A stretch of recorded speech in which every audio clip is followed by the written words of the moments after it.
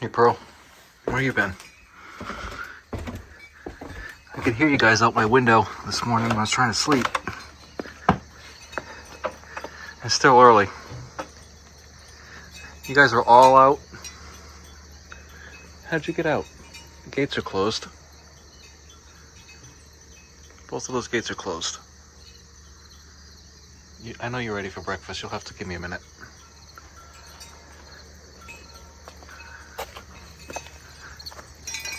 What are you guys doing? Why are you all out?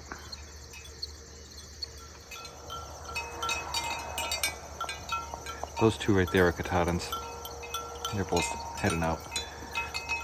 Luna, come on. Violet, come on. Let's go back where you belong. Come on. Come on. It's too early for this. Come on.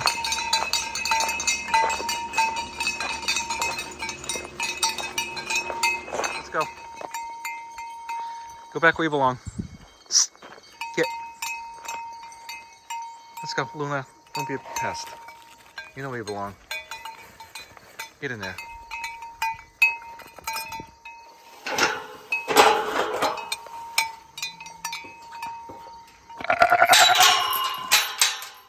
What a bunch of punks.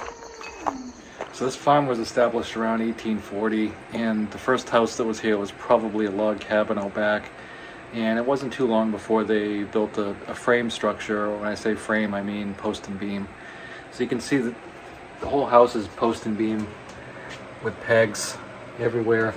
And so you can see this notch right here. And what happened is around 1892, and I know that to be the date because for two reasons. Number one, I found on the back of the house some old farm magazines that were dated 1892, and additionally I went to the county seat in Alfred, Maine, and you could see where the deed changed in 1892. And the way that people used to get money to work on their houses back then was they would just find somebody in town who had a lot of money. That person would loan them money and they would hold the lien against your property. They would actually go to the courthouse, and the deed would change hands. So the person who loaned you the money owned the deed on your land until you paid them back, at which point you got the deed back. But regardless, this house was Victorianized around 1892. And what that meant is they put this peak in the middle, this big center dormer, and they also raised the roof. And when they did that, this notch right here used to be down here on the floor. So it was a shorter house. You know, the upstairs really wasn't here. It was just an attic kind of thing. And so you can see it in a lot of places upstairs. This notch, where it used to set on top of the wall on the header. Here's another place right here. You can see where that is. And then here's the old pegs. And here's the pegging here. When you look up on the beams, you can see the beams, and you can see different places where purlins had gone across. And so you can see pegs here, and then you can see the notch here.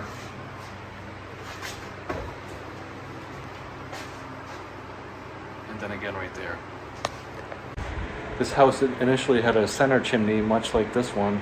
And when the house was moved, in 1892, people weren't using fireplaces as much anymore, so they called it a stove chimney. And it was just a single flue chimney that it wasn't in the middle of the house anymore. It was over into the dining room, and so the tin ceiling was erected around that. And now the hole where the tin ceiling was, I just got an old iron grate, and I used that to let the heat get upstairs. But when the house was moved, it was just a single flue. And you can see a couple places in the cellar where the chimney is still there, and it's actually just holding up part of the house. The chimney's been removed for the rest of the way up, and it was replaced with this one. This was built in the early 1980s, and there was about 4,000 bricks put into this chimney. It's 4 flues. There's 2 stove flues, and there's one for the furnace, and there's also, one for the fireplace. Actually, there's more than 4 flues. I think there's 6. Because there's, 2 working fireplaces, 2 stoves, and the oil stove, and then there's another one that hot water heater, the propane hot water heater vents into. So I think it's 6 flues in this chimney, but 4,000 bricks when I do it, and I'll show you a picture of that in process. There's different types of doors in this house. Some of them we call the Christian doors, and the cross would be up here.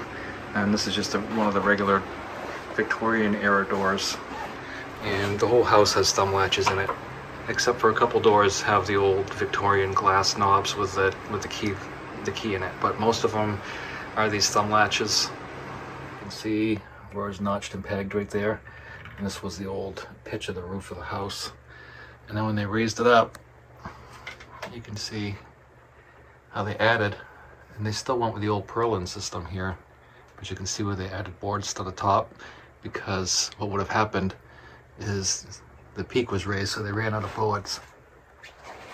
These are like hand forged wrought iron nails that were in here for something. I'm not sure what they would have had up here, but they definitely hung something on it. You can see these they're just giant nails. You can see how it's all notched and pegged.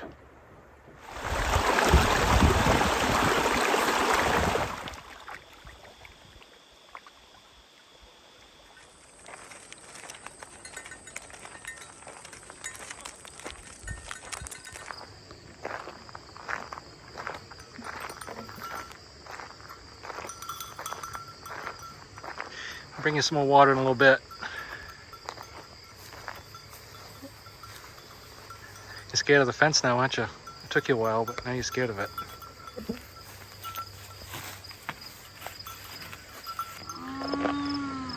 Hey, be quiet, I'm doing a video here. So anyway, the chickens are finishing up their first lay. They'll lay again. They're gonna molt now for, well, however long it takes for them to grow out new feathers. They may lay an egg or two here and there, but for the most part, they're gonna take all their energy and use it to put feathers back on. So what I usually do about now is those chickens, it's time for them to take a ride. I will put them up for sale pretty inexpensively, and that's why I get replacement birds every year, because I don't want to feed all these birds while they're molting.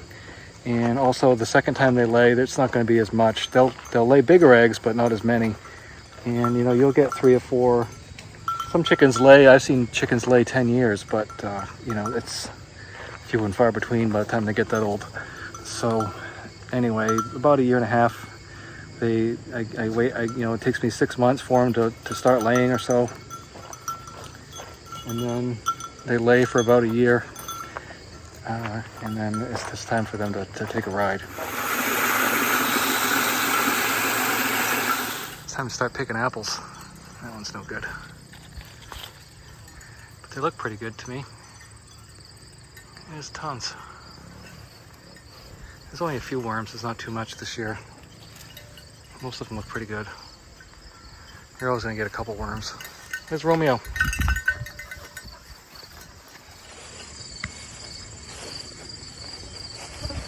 And see, there's a bad spot there, but most of them look pretty good. There's only a bad one here and there.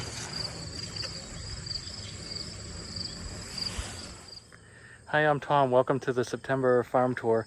This may be the last one for the year. I'm not sure. We may do another one later on once the foliage comes out, but we haven't done them every month this year like we usually do. I've been really busy, to be honest with you. But we're down at the bottom of the land here, and I'm going to try to do as much of the farm today as I possibly can.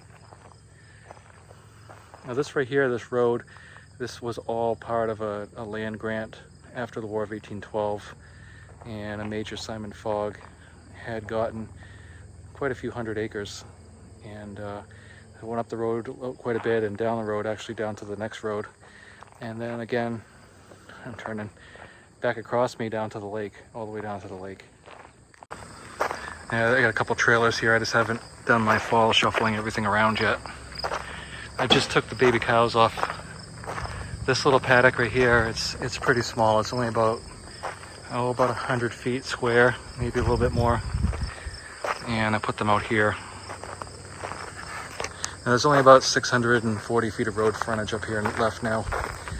This all comes from a couple of tree experts that I know, so they bring me all this mulch, And I use it on the forest roads. I use it for the garden. I use it for bedding for the animals. And so the garden's right over there. And you saw me doing some work on that. It's a couple of sunflowers that I dropped the seed. Those are there. So I got the kitchen garden up here, and then all these trees out behind the house are all fruit trees. There's pears, plums, peaches, apples, cherries. If I have time enough, I'll take you up to the land trust. There's about another 800 to 1,000 acres up there. I haven't looked at the property map in quite a while, so somewhere between 800 and 1,000 acres. Most of it does pretty much abut my land. This house was originally built up here around 1840, and it was just a log cabin out behind the Victorian era. They moved it from the top down here, and they dug a hole for the cellar, added on the kitchenelle, took the old barn down, built this wood shed, and there would have been a connecting shed between these two buildings here, and then of course the main barn. The main barn burnt in 1938, and they rebuilt pretty much in the same footprint, probably pretty similar in design. I think the original one probably had a little bit more Victorian flair to it, although when they built the houses all together up here in New England, it's primarily south and central Maine, a little bit south into Massachusetts, straight across New Hampshire into just a little bit of Vermont. And they called it big house, little house, back house, barn, because you've got the main house. And so with these old houses, generally they had a fireplace with the Dutch ovens and everything, and then they built the kitchenelle on, which is what this is. And so once they went to what they call a stove chimney, so the main chimney would have been taken out when they moved the house down and just put a stove chimney in. This chimney's since been rebuilt with the main chimney and fireplaces opened up, and they're reactivated. So the fireplaces that were original are back in service. There's 3 of them. So the kitchenelle, and then you've got the big house, and then the little house, and then the back house. Well, a lot of it was where they did a lot of their milk processing, farm product processing, and of course the privy would have been at the end, and then it would have connected to the barn through another passageway. But once that burned off, they didn't rebuild it. This right here is just a small barn-shaped garage that was built in the early 20th century. He had a steam-powered locomobile that he delivered milk with, and I found some records where he had that. And then in the early 30s, he bought a Dodge truck to deliver milk with. This was a former dairy barn. A lot of the dairy features are still in place. I did do dairy in here for quite a while, but now I mostly just put hay in here. It's a workshop, and I bring some sheep in occasionally to lamb out, but primarily I don't put animals in here because of the wood floor.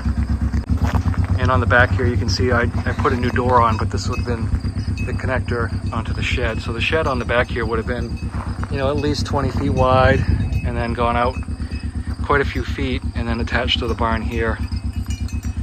That equipment shed and chicken house is something I added later. About November of 2018, I had the whole property logged off, so I've been reestablishing the original fields since then. Out here is one of the original fields that's still being used, and I've got a manure pit here and a manure compost facility where I turn it, and then by the time it goes out in the spring, it's black as coal. So unfortunately now the property line is right where that tree line is. Like I said, it used to be a lot further. This little pasture in back there, I opened that up a few years ago. That's the sugar house. We use it mostly for processing apple cider now. And this is the original pump house. There was a hit and miss engine in here and a belt pulley on it, and the pulley would come out here to a saw, and that's how they sawed their firewood off that one lung or gas engine. One of the original Baldwin trees right there, still doing really well. There were quite a few more out here, and I did try to save them, but they just unfortunately didn't make it.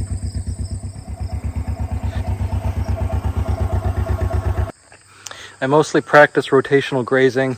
Everything is cut up into paddocks, and I had to follow the original stone walls that were here, and so I don't really typically divide fields and run electric fence or shock or knot or any of those things. They just don't work out very well here for me. So Most of my fences are either woven wire, a combination of woven wire and barbed wire, combination of that with electric wire, and that's pretty much where I'm at, and it works pretty well.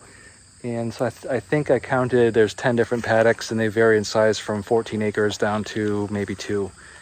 And this right here, we call it the pet cemetery. All the livestock and everything, the pets that have passed away, we just bury them down here. And we did have some wind chimes and stuff, but this is where they go. This is a fruit tree that reseeded itself, and I'm not sure what kind it is exactly. It may be a Baldwin, and I've pruned it up a few times, and it could use some pruning again. But it's really grown. It did help me cutting out a lot of the brush and thicket in here, but these maples and oaks really shade it out, so that doesn't do super great down here. This right here is some bedrock, some typical Maine granite. I mean, this is just one big hunk of rock right here that just goes and goes.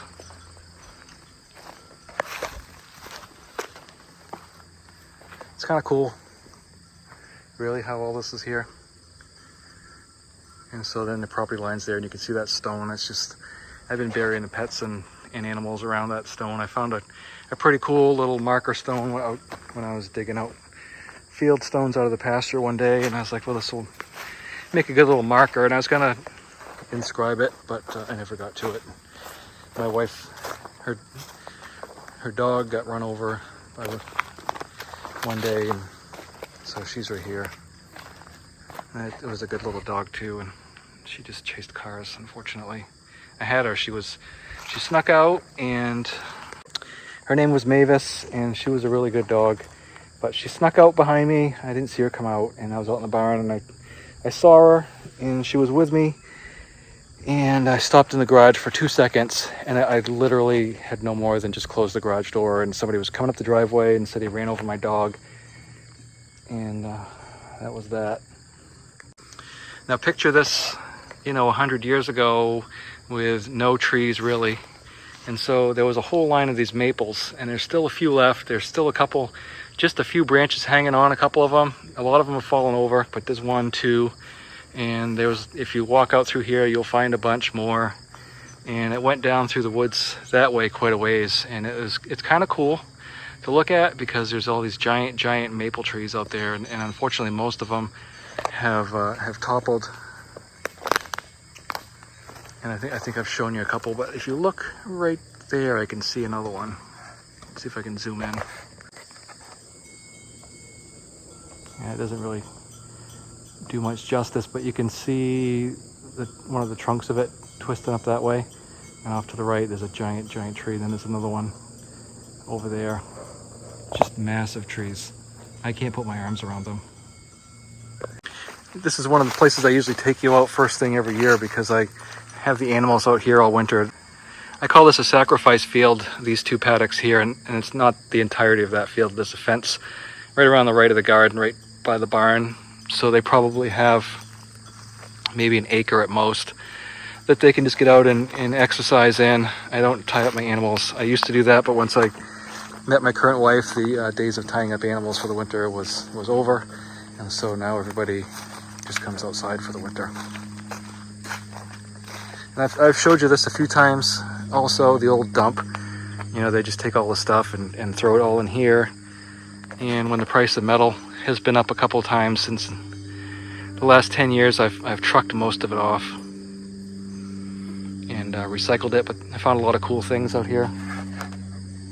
Here's part of the chime here. I keep meaning to fix it, but here's the dog. I thought I'd picked up the pieces. Oh, here they are. Resurrect it. You can see the dog there. I don't know where the rest of the chimes went. It's unfortunate. My wife was devastated when that dog got run over. The grass doesn't really do super great out here. It's been seeded a couple times, and I dug out the rocks that I could, but most of them, it's like an iceberg. You're only seeing a little bit of it, and you can just see these things are massive. So it's green, and it's It's a little bit of feed, but it's really nothing substantial as far as food goes. But it gives them a place to go and exercise over the course of the winter. And I usually close this gate right here and just charge it with electricity. There's a hole here I made this year that goes out into this pasture, so animals can just go out into this paddock, or I can close this gate and they can get into the next field. One of my intentions this year was to keep the animals so I could move them paddock to paddock without them really getting loose. So you've seen the equipment row there a whole bunch of times. Well, this is the other side of it, and these are all mostly maple trees here. And when I did do maple syrup, I tapped them, but I think I've mentioned before that everybody and her sister does maple syrup around these parts, and I'm not really set up for company, and it's a lot of work. You have to cut firewood for the evaporator, so I ended up selling off all my maple syrup stuff. It just wasn't something I wanted to do. It was a lot of work for nothing, and it's kind of like everything with farming, if you want to make a little bit for yourself is one thing, but trying to make anything and sell it is just like the labor is so intensive, and then what you can get out of it is minimal, so it's not even worth it. There's a lot of people who sell their farm products, but I think at this point, I'm retired. I collect my pension. I don't need to sell stuff and deal with the public anymore, so I'm really tapering off what I sell. I had the farm stand for a while. I had a lot of cows at one time. I had a lot of chickens, sheep, but as I get older, a little bit more crotchety, I guess, and a little bit more realistic, I was so enthusiastic about trying to make a viable farm here. Most of that's just evaporated at this point because it's so hard to make anything and then get people to buy it, and you have to go to farmers markets if you really want to push your stuff, and it's a hike to the farmers markets, and you're there for 8 or 10 hours. And I'm just not a huge fan of farmers markets, to be honest with you. I don't like them. So I just decided we're just gonna keep the pastures clipped and cut our firewood and raise enough, cows, sheep, and chickens for ourselves.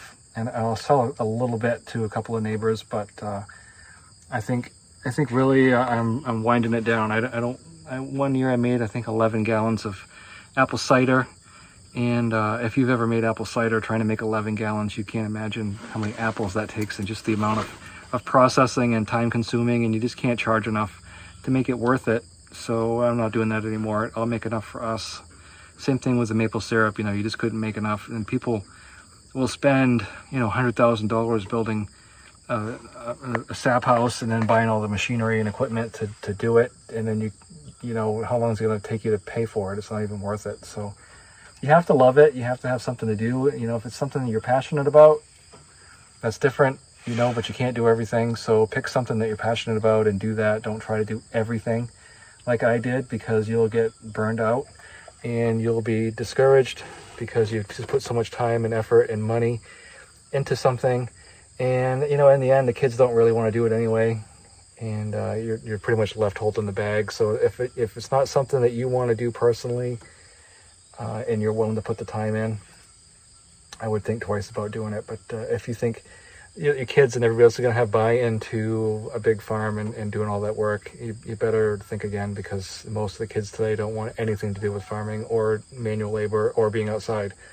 And yeah, there are exceptions, but for the most part, you'd be hard-pressed to find kids these days that are willing to go out and bust their butt working outside.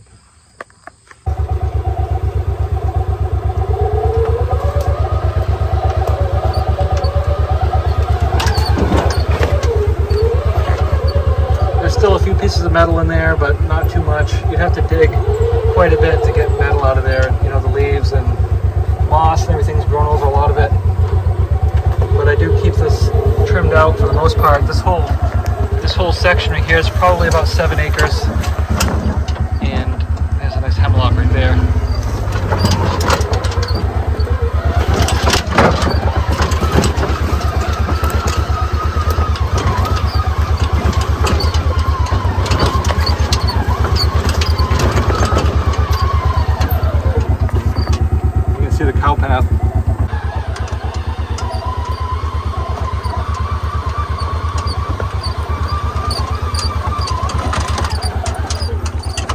used to be a fence line right here, and when that tree fell over, it ripped out my fence line, so I moved it.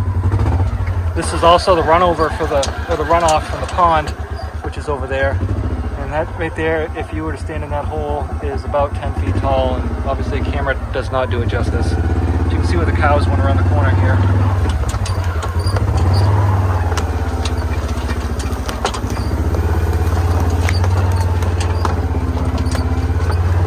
I got these scrub pines. Man, these things came in quick because this was mowed last year, and everywhere I look, these field pines are coming back, and I have to be on them because the field pines, the popple, and the birch will take this over faster than you can say Jack Robinson. You can see a lot of these ash and popple right there, and birch trees. So you can see the left here, here's the part I've been keeping mowed.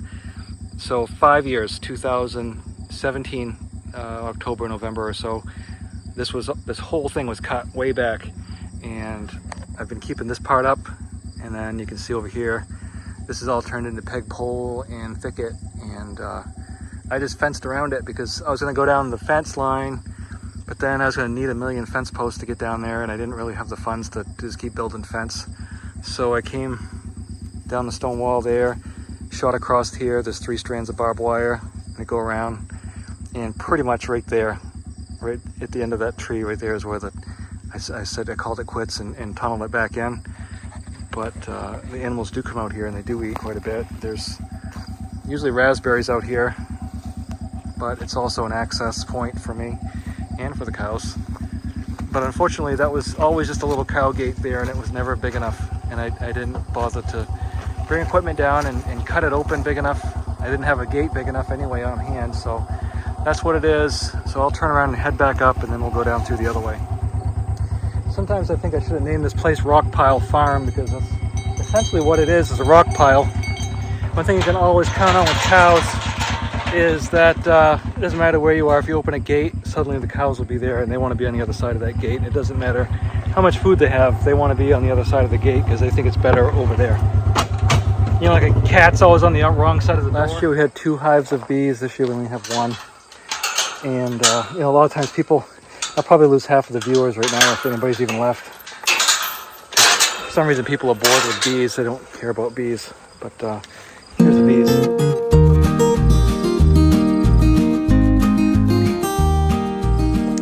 Bees typically aren't aggressive unless you know, if I was to open up the hive and start messing around in there. This right here is one of our little ponds, and we have quite a few. A few years ago, right on the other side of those apple trees where the road is, there was the dug well, and there's pipe in the ground still that goes up to the pump house, but it had a wooden cover over it. It was probably about 15 feet deep, and there was water in it. It had a cover over it with some tarps, and I think what happened is a sheep saw some water up there and jumped up on top to get water, and he was fine, but then one of the cows also jumped on top, and they both went down in the well. And that night when I was feeding everybody, I knew somebody was missing, and I immediately thought of the well, and I came down, and the cow was floating in it, dead of course. So I filled that in, and the cows buried it over here. I couldn't recover the sheep, so I filled in the well, and I came over here and dug this, and it really fills up in the spring in particular, and then it runs off right in front of the gator. And then there's that tree that we were just talking about over there. So we were just over there. And here's what's left of a 49 Ford that has been here since my great aunt and uncle lived here. I don't really have a name for that field over there, but this one here is Hidden Meadow. It used to be hidden because this was all filled in with trees, and then there was quite a few trees on the other side of that wall. So you couldn't really find it. This right here we just call the sap house field because of the sap house. And I don't have a name for the long field that goes the complete length of the property. It really starts at the road, goes all the way down to the end of the property, and there's a gate down there that brings me into one of the bigger fields. And then we got Gracie's Meadow for Say Goodnight Gracie, and then George's field is right next to that. But we're gonna go down to the end of Hidden Meadow now and head out in the woods. There's a golden russet tree right there, apples. And then this one here is another Baldwin tree. There's another one on the other side of that cedar. When I put this little section of pasture in, it was so the animals could get at that little pond there by the willow tree. And I didn't fence up to the woods behind me. I thought I'd be able to snake around in behind with, you know, a gator or a tractor or something, but I've never one time driven that way, so it's kind of pointless. And I think next year I'll move the fence over and not worry about that anymore.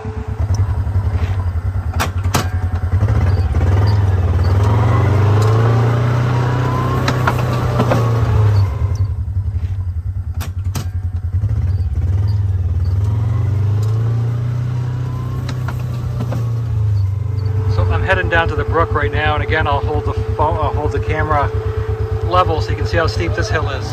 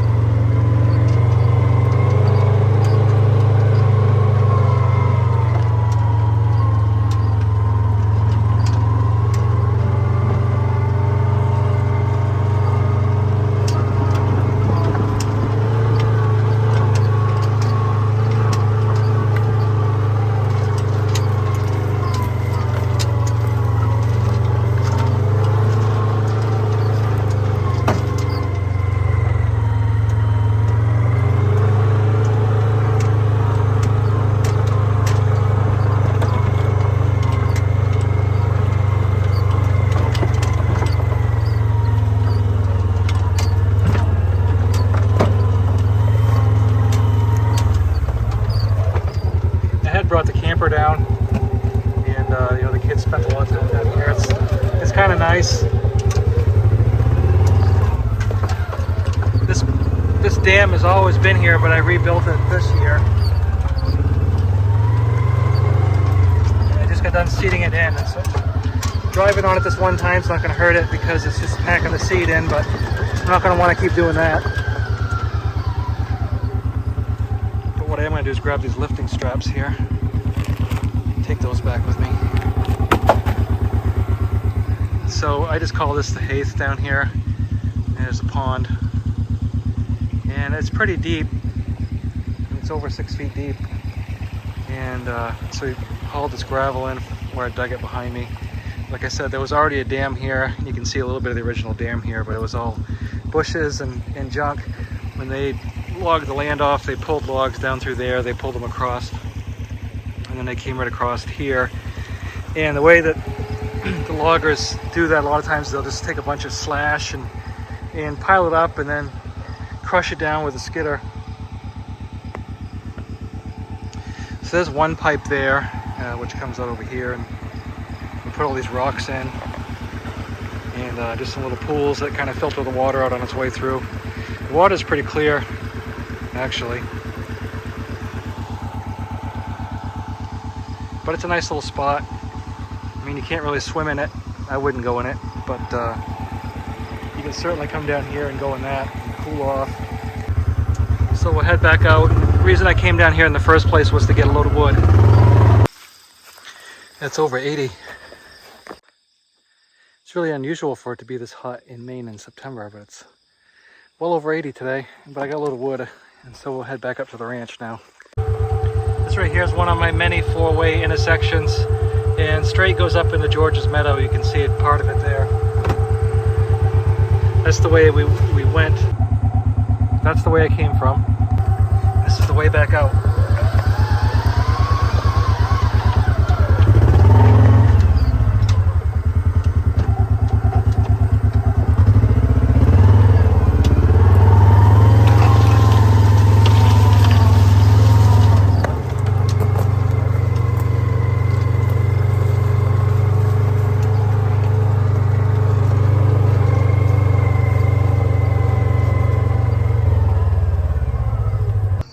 I should have videoed it, but I wasn't thinking. The electric fence was snapping, and I came down here. I couldn't figure out why it was snapping.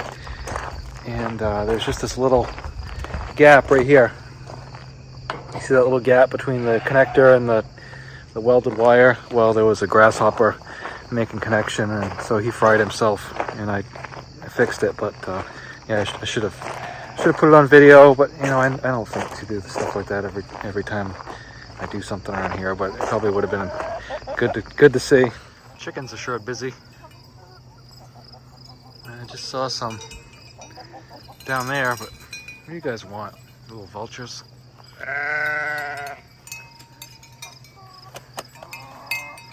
It's only 7 o'clock or so and the sun's already gone.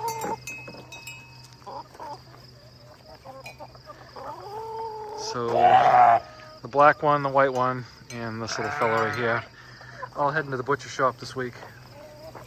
You don't want to move birds around. Once they start laying, it'll screw them all up and they'll stop laying on you. So right now is a good time to do it. They should be laying any day.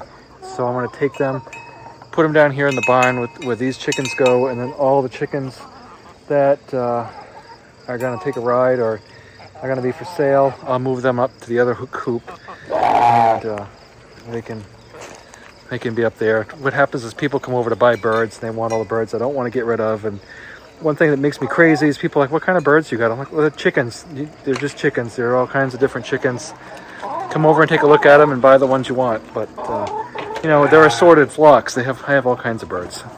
If I tell you that I got one buff Orpington and 2 golden lace Wyandottes, the next thing you know, people want you to save this and save that, and you know, show up with the money, buy the ones you want, and that's how it's going to go. This is how this goes down at night. As I get a little bit of grain. If I come out after it darkens up a little bit, they'll all be to bed anyway, but sometimes I just have stuff to do when I come out, but they all pretty much go in. Come on. Chick, chick, chick, chick, chick, chick, chick, chick, chick. Chick, chick, chick, chick, chick, chick, chick.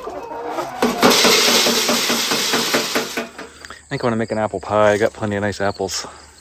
I blame Bob Barker specifically for the lack of cats and kittens. You used to be able to, you know, get cats and kittens for $10 a dozen. People would almost pay you to take kittens, and now it's like $250 for a kitten, and they're just not even special. They're just some, you know,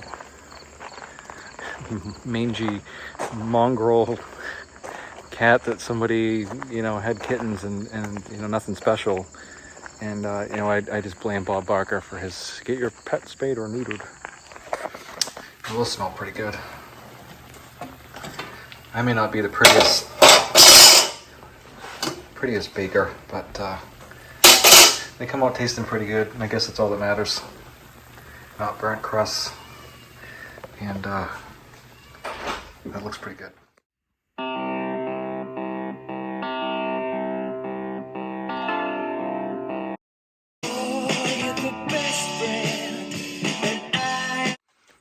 I got one of the cows, he's got quills in his nose, and I pulled most of them out. And you know, you don't see a lot of this stuff on film because you react, you take care of the problem, and then you're like, oh yeah, I should have gotten a camera and videoed it. But when you got issues, the last thing you're thinking about is, oh, let's go grab a camera so we can video it. But he's just got one or two little ones left, so we'll pull those out. And you know, of course, they go into the butcher shop on Sunday, but I can't leave them with quills in, so I got a couple more to pull out.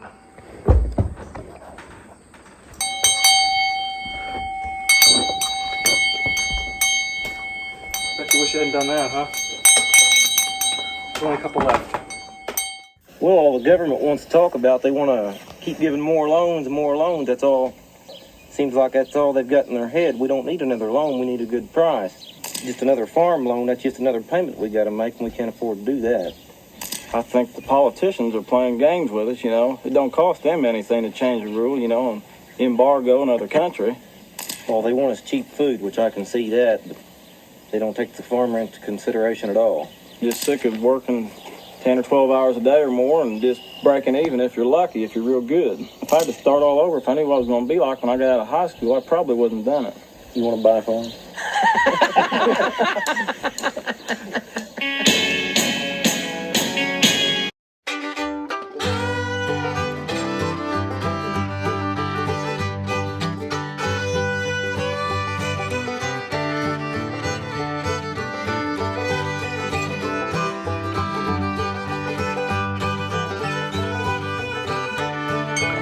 He probably had, I don't know, half a dozen quills, but I'm watching him lick the goat right now and I don't see any quills anywhere. And probably just barely dodged a bullet on that one. The other cow doesn't have anything.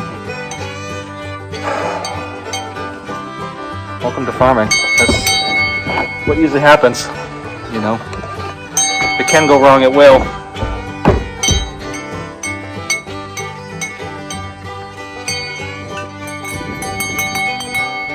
Find some apples or something. There's plenty of them on the ground you can have. Romeo, come on, Henry.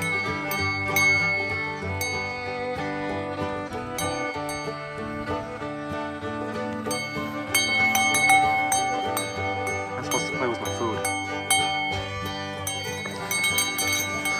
These are sure nice looking apples. It's just a little blemish, but it's not bad. I think they look pretty good.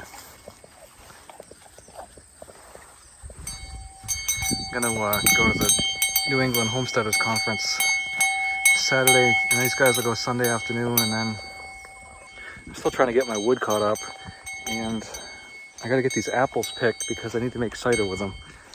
And it takes like a week of them setting before they're worth, well, I mean, they're worth something, but you want to let them set for about a week, and they'll soften up enough. Otherwise, when you run them through the shredder, it's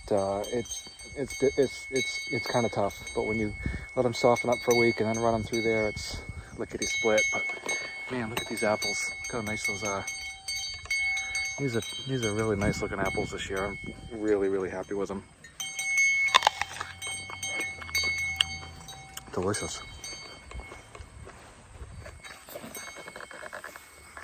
These guys are cleaning up some of the drops. I don't want to bring both cows up. The other one's fine.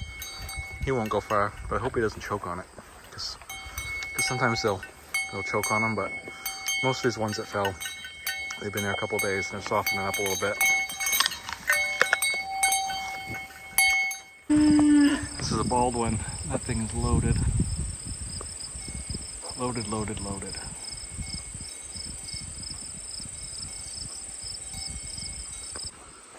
So I guess I got to take the animals Sunday. I'm going to be gone Saturday. And then I've got Monday. And then Tuesday, Wednesday, Thursday, it's going to rain. So I've got to get everything done like Monday. I've got to get the apples picked. And there's more wood down here that I want to get out. It's starting to get a little wet in a couple places. And I need to use the winch on the gator to pull out one of the logs. That winch is a 3,500 pound winch, maybe 3,000 pound. And I use it all the time for twitching out logs.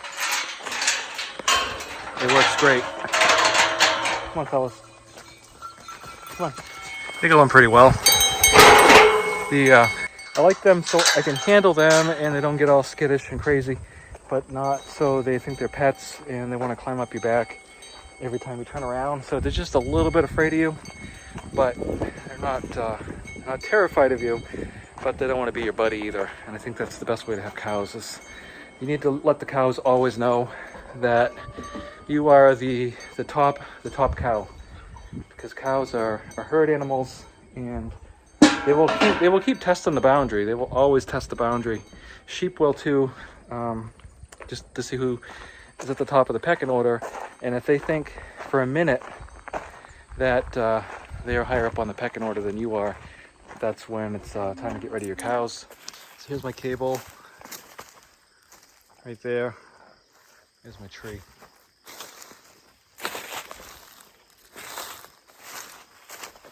Yeah, it's jackknifed on purpose.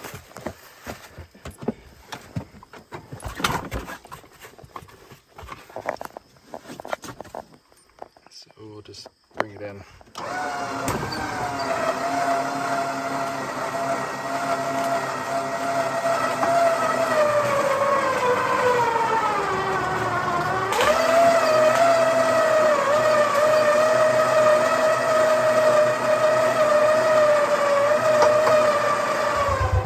Head up this tote road and then just there's a wet spot, so I'm going to dump all this mulch in there.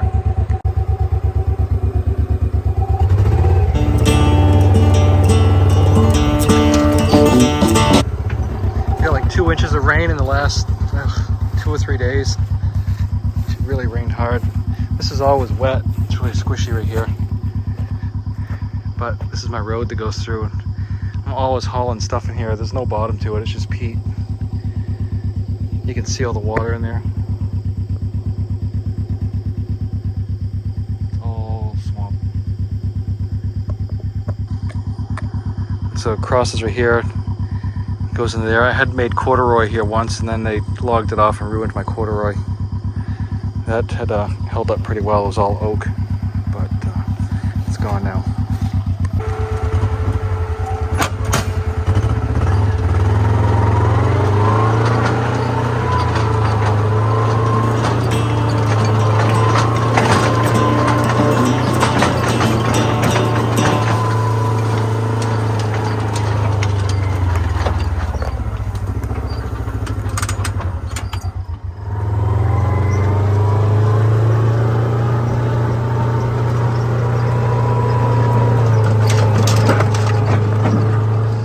You coming? You go find a cow. You up for the walk? He's around here somewhere. You coming? It's probably gone all the way around. This grass is coming back nice. You can hear his bell. Just not sure where it's coming from. Pretty sure he's on the other side of that fence.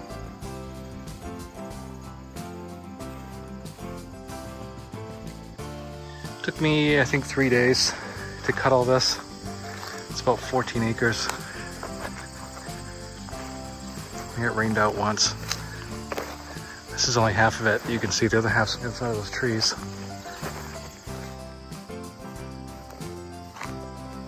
Why do I hear a cow over there?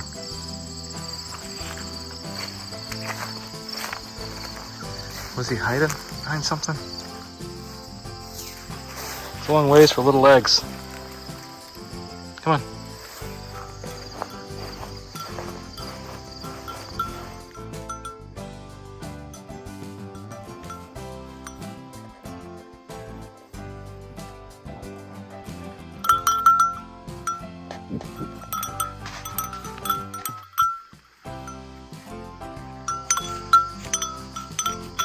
I don't know where he went. Let's go back up. Come on. Let's go. Let's go.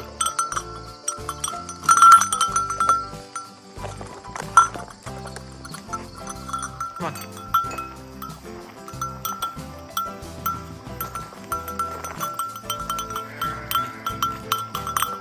Good grass here, isn't it?